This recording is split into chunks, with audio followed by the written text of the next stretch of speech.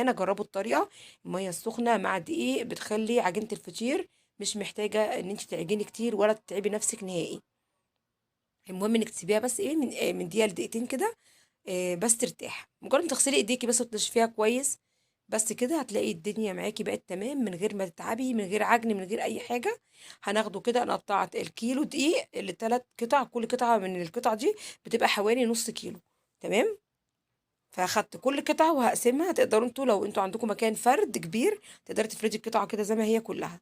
لو ما عندكيش مكان فرد كبير تقدري تقطعي كل قطعة. قطعتها بقى تقطعيها زي ما انت حابة، قطعيها خمسة ستة سبعة تمانية عشرة زي ما انت حابة عدد الرقات في الفطيرة بتاعتك.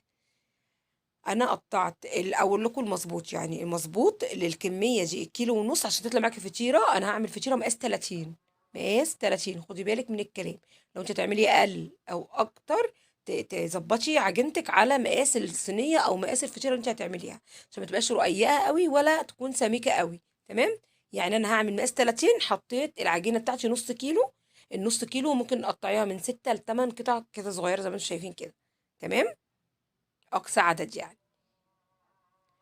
بس كده قطعت الثلاث قطع اللي معايا اللي هما كيلو دقيق اللي عمل كيلو ونص عجين. تمام. هناخده كده بقى، انا قسمت اهو زي ما انتم شايفين. كل قطعة عجين قسمتها اهو، اتنين اربعة حوالي تمانية او تسعة، يعني في حدود دي تمانية. تمام.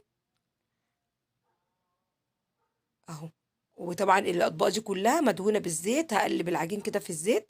ضروري كده، ضروري تغطي العجينة. من الحاجات المهمة جدا جدا جدا انك تكوني مغطية العجين عشان وشها طبعا ما ينشفش.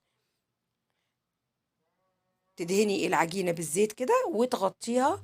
بس كده، وتاخدي بقى كده واحدة واحدة بعد ما ايه تظبطي كده مكانك، تغسلي ايديكي، حضري الصواني بتاعتك. تكون العجينة مش محتاجة اكتر من 10 دقايق لربع ساعة ترتاح، مش اكتر من كده. يعني انا مش عايزاها.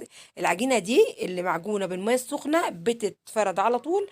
وكمان يعني بتستوي على طول صراحة ربنا. يعني بس مجرد ان انا ايه اخلص الثلاث فطاير ابدأ بالفطيرة الاولانية ان انا اسويها.